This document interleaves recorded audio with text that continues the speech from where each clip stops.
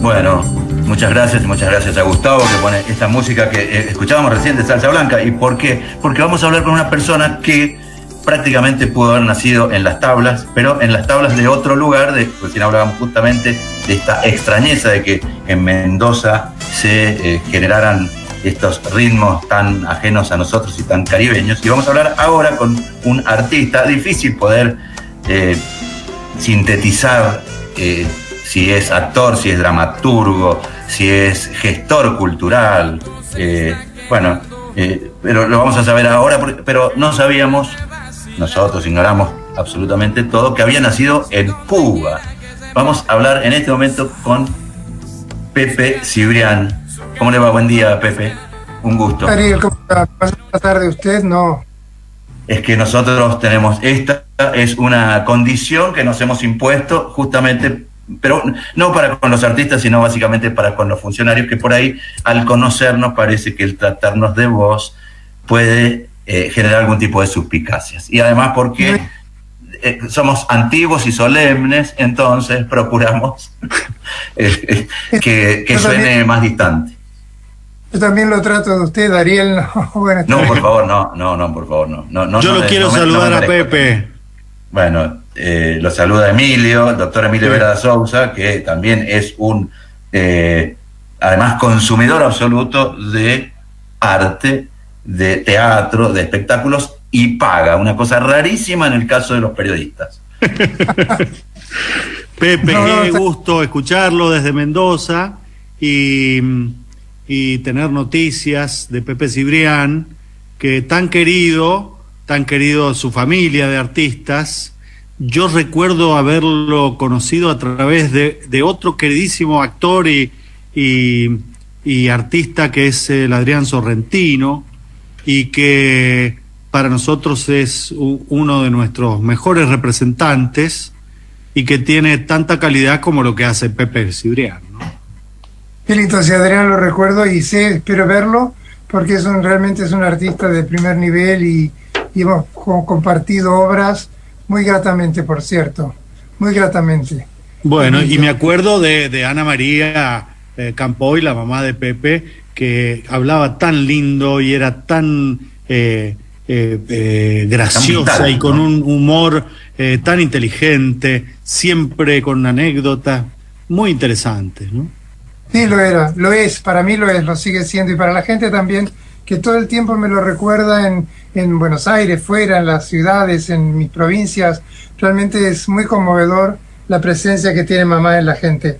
Ahora, yo te quiero aclarar una cosa, Ariel. Vos sabés que yo nací en La Habana de casualidad, porque era costumbre en esa época, y no, mucho antes, desde el principio del siglo, que las compañías españolas hacían giras que duraban 2 o 3 años, por todo, como decían ellos, o dicen, Iberoamérica, ¿no?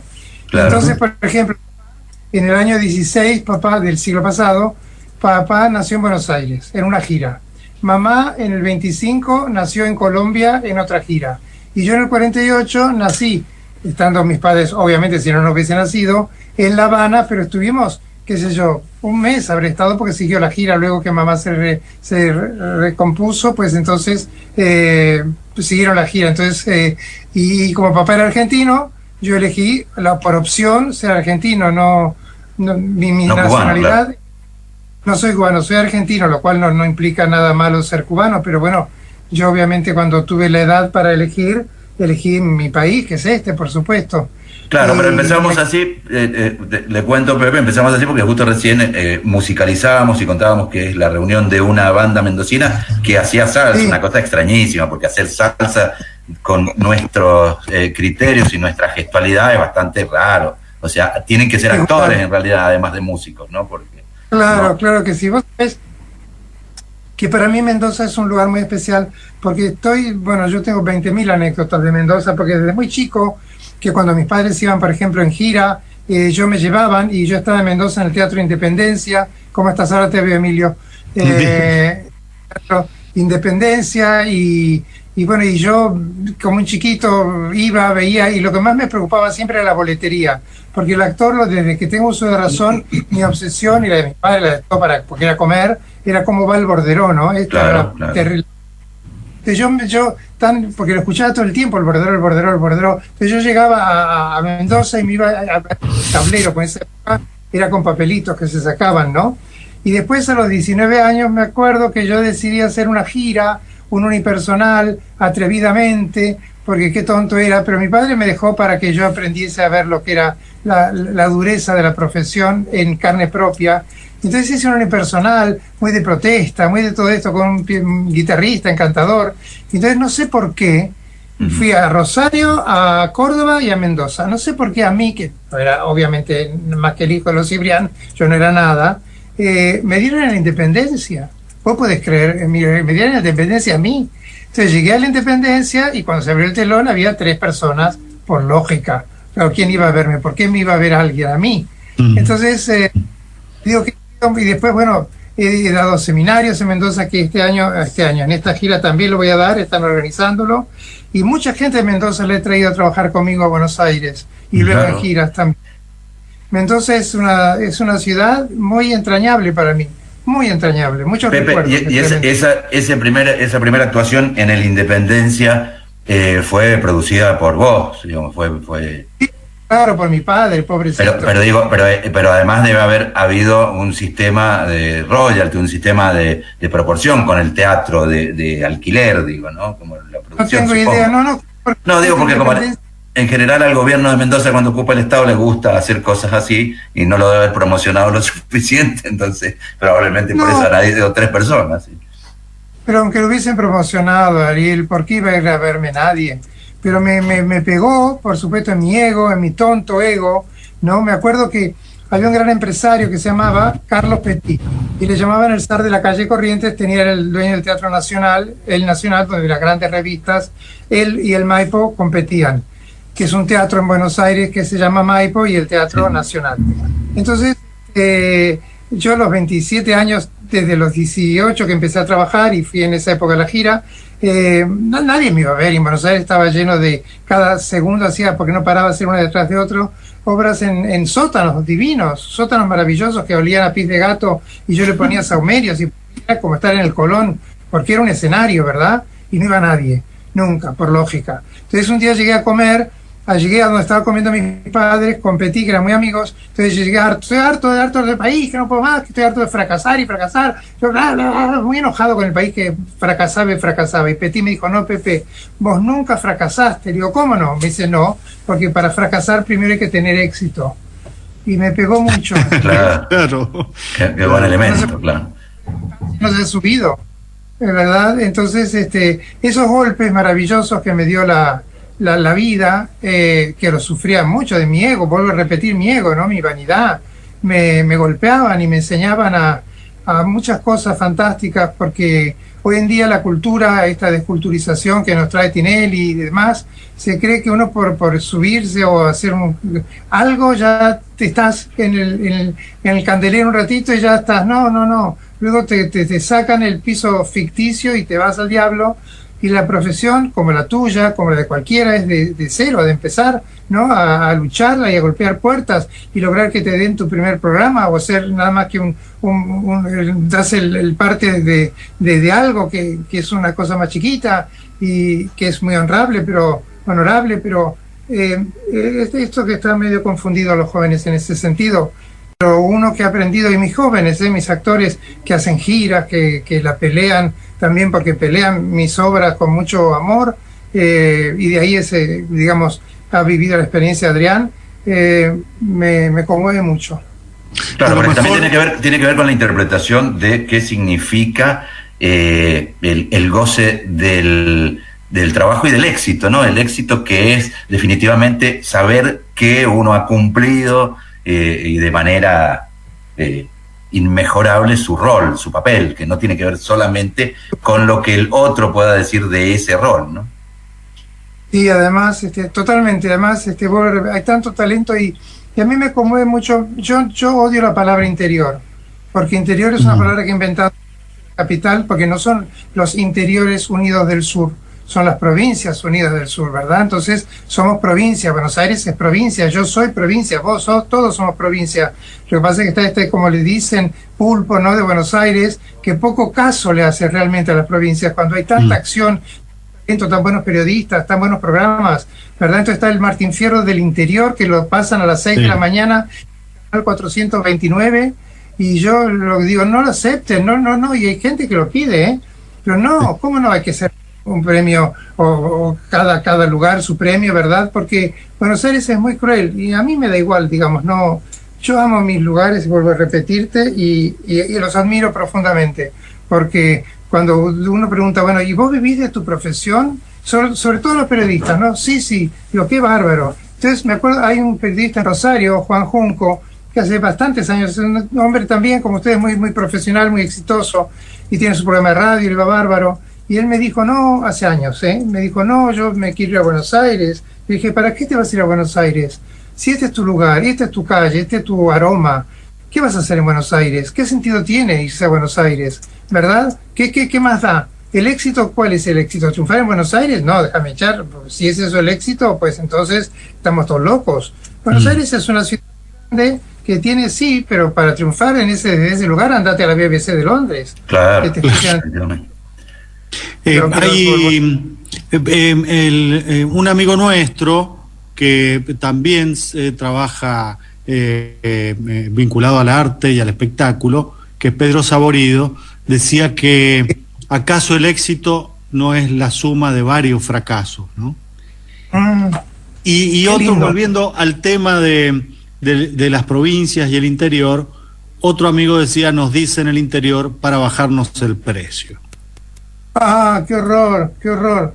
Claro. Bueno, pero para la importancia que tenemos ahora, no siendo interior, ojalá pudiésemos ser mejores interiormente, pero lo que vamos a pedirle a Pepe Cibrián es que nos cuente sobre esta obra que se va a presentar el 7 de octubre en el Teatro Imperial, un muy bonito teatro en Maipú, y el 9 de octubre a la vuelta del edificio de donde estamos saliendo nosotros en la radio, que es el Teatro Mendoza, ¿no? Ambas oportunidades son maravillosas para ver esta obra, que obviamente lo que queremos es que Pepe nos la cuente, sobre todo porque alude al enorme Federico García Lorca.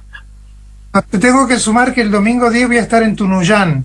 Le agregamos otra, pero muy bien, muy bien. ¿Será Fernando Casino el productor? ¿Quién será que está consiguiendo fechas así? Muy bien. No lo sé. Bien. Un productor mío que se llama Giuliano Bacci, que es un hombre encantador, y es él el que se conecta con los productores locales y así lo arma. Pero te habla Marica. Primero que Marica para mí es una obra que me enorgullece, no solamente haberla escrito porque me gusta mucho, sino porque gracias a esa obra y a ese monólogo final de Federico, un monólogo de la libertad, porque la obra no es una apología a la sexualidad de Federico, ni mucho menos.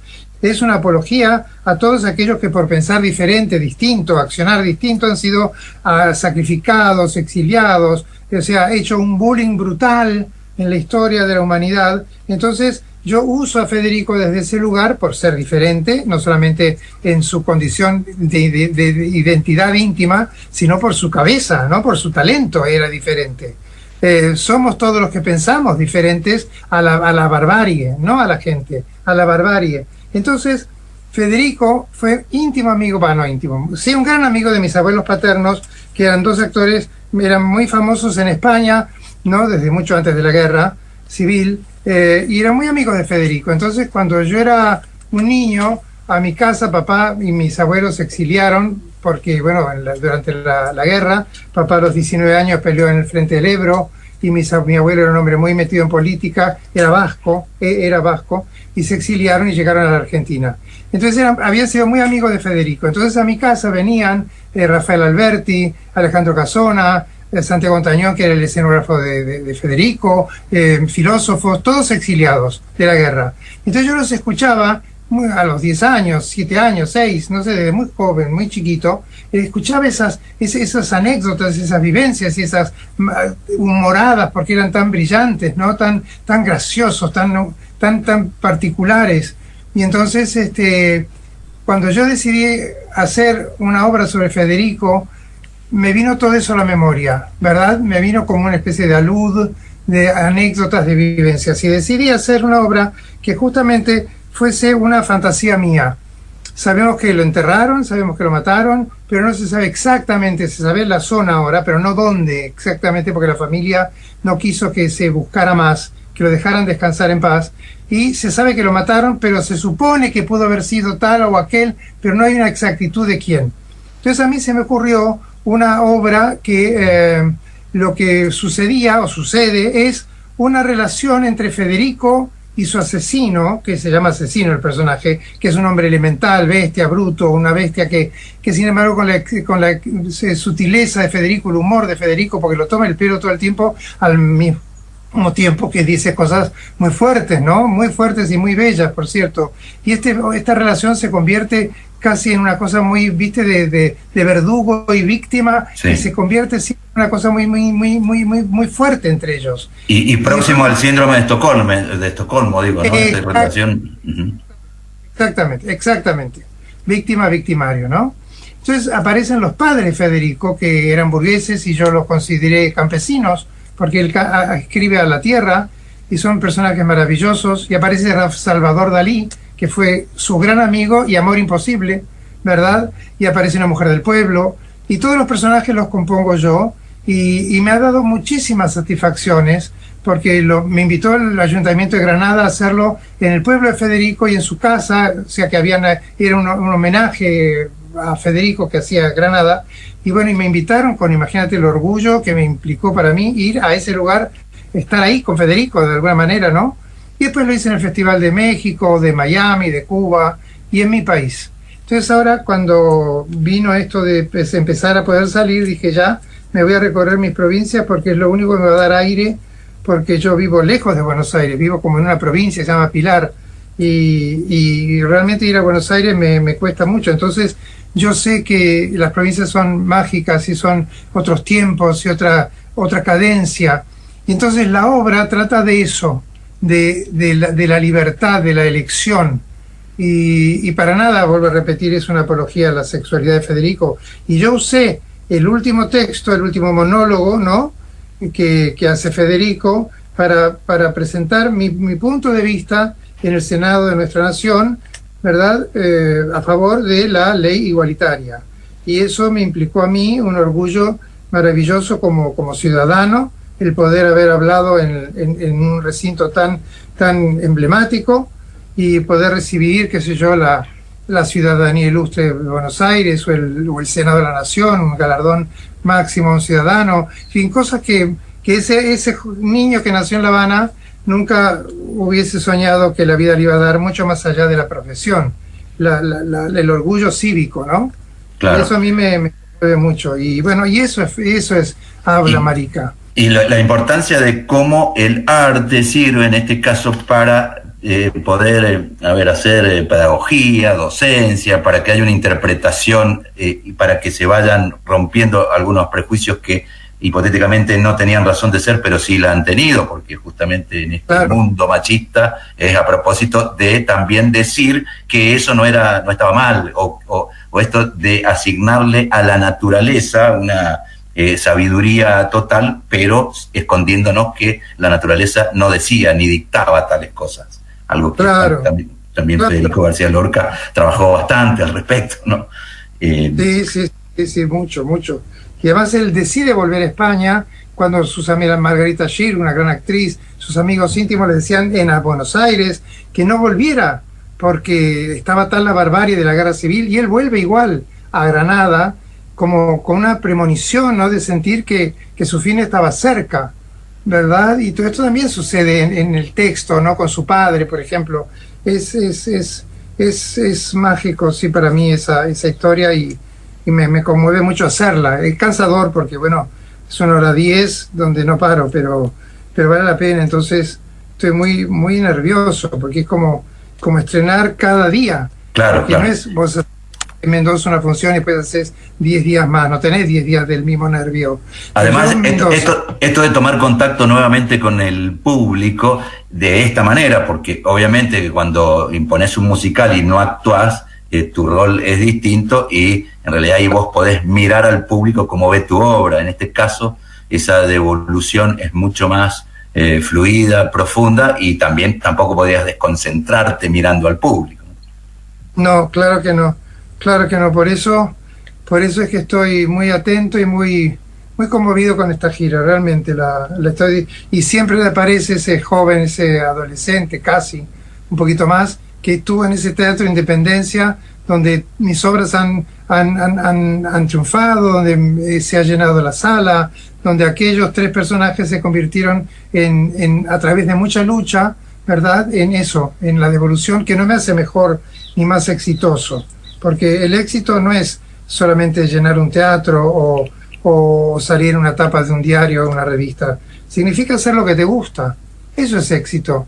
Y para eso a lo mejor pues tenés que trabajar en una oficina, lo cual es muy digno. Nadie tiene vocación de oficinista, ¿verdad? Pero sí trabaja porque es un medio de vida. Y luego a la tarde te vas corriendo con tu grupo de teatro, que hay muchos en Mendoza, y entonces haces teatro maravillosamente y haces 3 funciones que de pronto de nuevo tenés que ensayar otra obra. Pero igual pasa en Buenos Aires, los jóvenes en los teatros alternativos, ¿verdad?, hacen una función por semana compartiendo ese teatro con 6 elencos más, porque no es la panacea Buenos Aires en ese sentido para los jóvenes.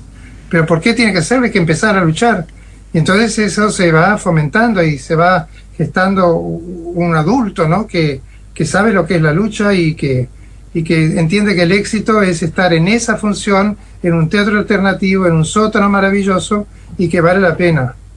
Claro que sí. Bien, recordamos para que vayan y gocen de esta bonita obra y de la actuación y del guión de Pepe Cibrián, con quien estamos hablando, el 7 de octubre en el Teatro Imperial de Maipú, el 9 de octubre en el Teatro Mendoza de acá de Ciudad, y agregamos ahora en Tunuyán el 10 de octubre, así que hay oportunidades para verlo, es accesible, la entrada se puede adquirir a través de las plataformas, entrada.web, y bueno, y le vamos a dejar para que él nos diga un saludo, que no será un saludo final, sino será un saludo de invitación para que asistamos a este Aula Marica de Pepe Cibrián. Pepe. Ariel, muchísimas gracias, Emilio. Yo voy a estar en Mendoza antes, sí, no, para hacer prensa y demás, y me encantaría, con quien se encargue, no ir si es que me invitan al programa con ustedes, porque a mí me encanta ir a visitar a los periodistas, porque me parece que es tanto lo que me dan, que lo mínimo que puedo hacer es ir a devolverles, si es que les interesa, con estar juntos. Pero bueno, eso lo verán ustedes.